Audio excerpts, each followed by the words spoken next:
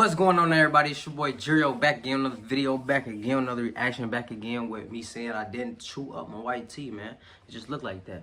But we got 5 best and worst things about living in South Africa. Black America living in Joburg. Let's get to it. Hey friends, it's your girl Jasmine, aka Jazz and Jet Sets, aka Jazz, and today I'm going to be bringing you the 5 best and worst things about living in South Africa. Yup. I do these videos a lot because I like to see where everybody heads is at, you know? So one of the best things about living in South Africa is definitely the people. For one, they're super down to earth and friendly.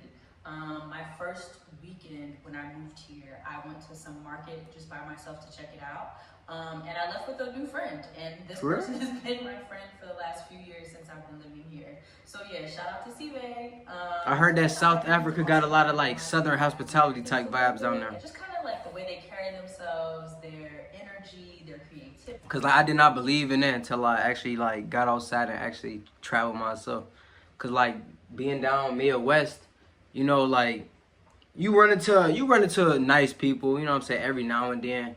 But it's like people down this way won't go out their way to like give you a conversation or go out their way to help you or go out their way to, you know what I'm saying, do stuff. I went down south. And as soon as I got down that way, like people instantly in your face, do you need help with this? Do you need help with that? It's not hard to walk up to somebody and ask them like, I'm lost. Where am I supposed to be going? You know what I'm saying? They'll happily help you, you know what I'm saying? They'll happily put themselves in your shoes to help you get what you need to get done or whatever. You know what I'm saying? Y'all get what I'm saying. The hustle, and just this idea that, you know, despite hardships or whatever it is that you're going through, there's still joy, you still see joy in people. And then also, I think it's a really diverse country. I love that about South Africa. There's so many different people here. It's really considered to be the land of opportunity on the continent. So a lot of people migrate here to make a living for themselves. So there's a chance that you could meet someone and they might not actually even be from South Africa. Because everybody's just traveling down to that motherfucker. Being able to interact with so many different cultures and different kinds of people. Number 2, cost of living. Let's see what she got to say. That's one of the best things about living abroad, and one of the main elements that you really need to consider whenever you're thinking about the pros and cons of moving abroad. So I save significantly more money here than I did when I was living in the States. Hey, what? I've lived in Atlanta, I've lived in Washington, D.C., I've lived in Columbus, Ohio. I always be surprised with this one right here because this one is a mixed emotion question right here. Like, you will get 2 people that say it's not a difference, you know what I'm saying, in the pricing between the States and SA. Then you'll get 2 other motherfuckers that be like, oh yeah, it's cheaper to live out here than out there. And then you'll get another motherfucker that says it's cheaper to live in the States than out here. Like, it's no difference type shit, you know?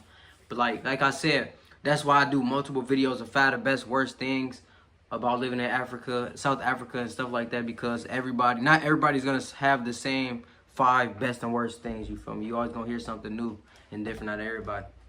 I'm from New Jersey, so I've spent a few summers in New York for internships and things of that nature. I've even lived in Boston as well. Damn, you around the crib, for real. You around. I save a lot of money living in South Africa. For example, I live in a 2-bedroom, 2-bathroom apartment, and my rent, that I live bussin'. in a pretty nice area. It's supposed to be one of the more expensive areas of the city of Johannesburg. Decent porch, I'll smoke that out. I pay about $900 a month for rent. Smoke that out, you feel me? Probably not gonna find that in any of the major cities. The in views. the States right now. To include a couple of other elements in the cost of living. So number 1, transportation.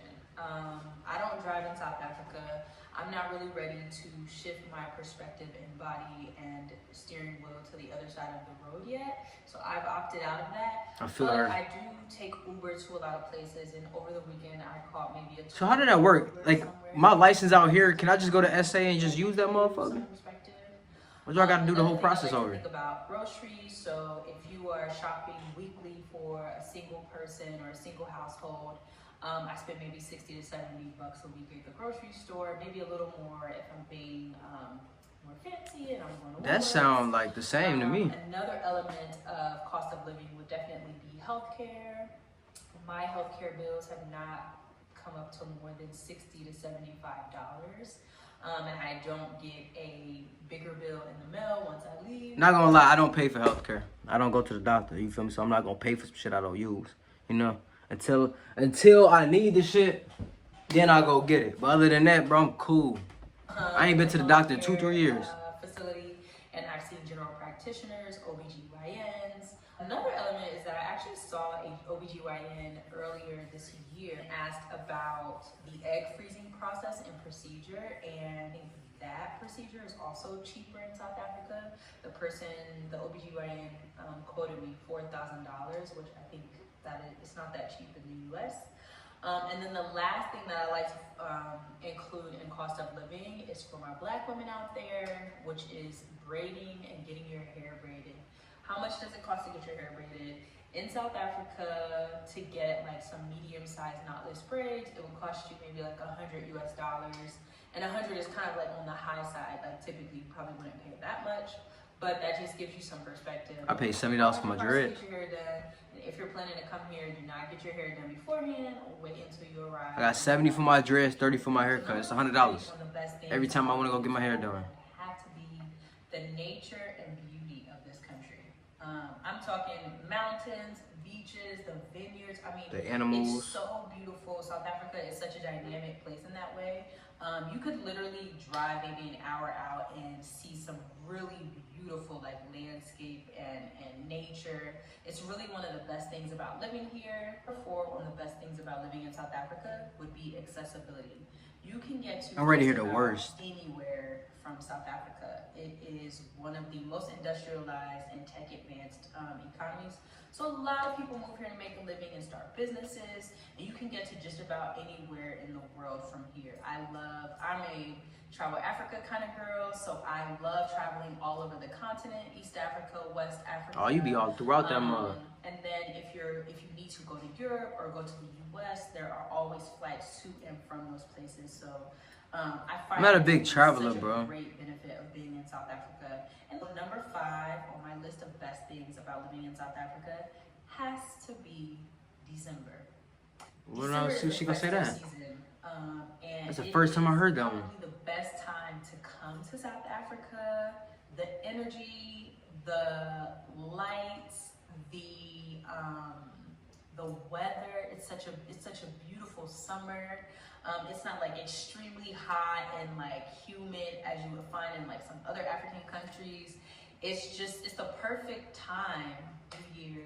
That's the first time I ever heard somebody say slide to their town, they city. Beautiful times to come. They spot experience South Africa. In December. I personally love it because my oh my birthday is God, in she got some. December, and Yeah. Girl, there was not much going on in December during the winter when you're already wrapping up Christmas and New Year's. But living in South Africa, like my birthday is kind of a big deal. It's like peak summer. It's the best time of the year. That's what's up, though. 5 worst things. Let's see what she's talking about. So one of the not so great things about living in South Africa is definitely the inequality. What you mean? As a Black American, like that's one of the first things that I noticed whenever I touched down in South Africa, as you would imagine, because America knows that all too well.